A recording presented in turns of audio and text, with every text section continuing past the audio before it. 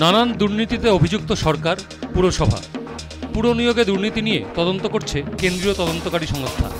এবার তোলাবাজির অভিযোগ উঠল খোদ মেয়রের ওএসডির বিরুদ্ধে।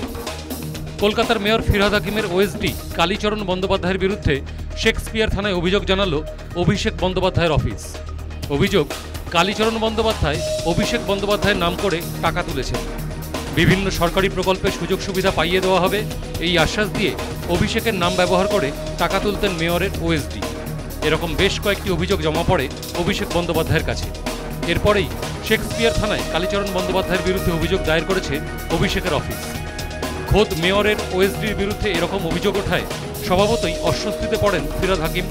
এরপর তিনি বলেন, তাঁকে জানালে তিনিই বিভাগীয় তদন্ত করতেন। এটা আমি আগে কোনোদিন শুনিনি। তারপর যদি কোনো কমপ্লেন থাকে আমাকেই দিত, আমি ইনকোয়ারি করাতাম।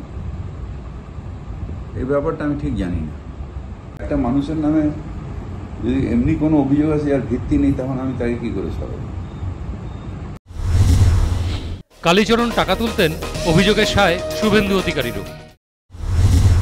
টাকা তোলে, কালীকে দায়িত্ব দেওয়া হয়েছে তপসিয়ার যে তৃণমূল ভবন, এটা ভেঙে নতুন করে তৈরি হচ্ছে। সেখানে 200 কোটি টাকার নতুন বিল্ডিং হচ্ছে TMC. Full fledged office, guest room, library room, hall, conference হল।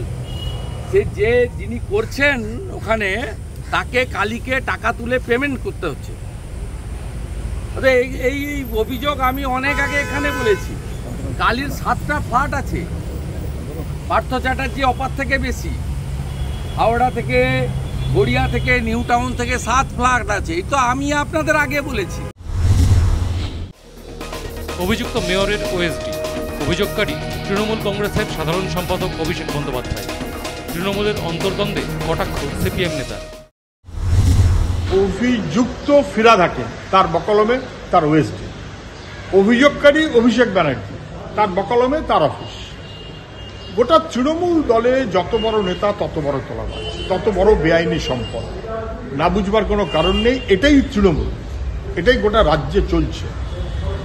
কখনো অভিযুক্ত যেমন ফিরহাদ হাকিম এবং তার বাহিনী, তবে কখনো অভিযুক্ত ভাইপো অথবা তার বাহিনী। আর এই সবার মাথার উপরে হাত মুখ্যমন্ত্রী।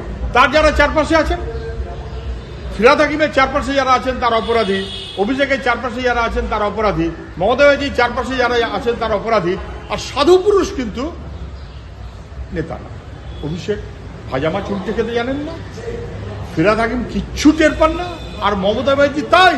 শুনিনি তো এসব নাটক অনেক হয়েছে। তৃণমূলের যত বড় নেতা তত বড় তোলাবাজ। সময় সব ধরা পড়বে, সব সিভারি। রাজনৈতিক বিশ্লেষকদের মতে দুর্নীতির মারাত্মক অভিযোগের সঙ্গে সঙ্গে এই ঘটনার রাজনৈতিক তাৎপর্যও অনেক। মমতা বন্দ্যোপাধ্যায়ের একান্ত ঘনিষ্ঠ হিসেবেই পরিচিত ফিরহাদ হাকিম। ফিরহাদের ওএসডির বিরুদ্ধে অভিযোগ আনা কি কোনো অন্তর্দ্বন্দ্বের ফসল? News time.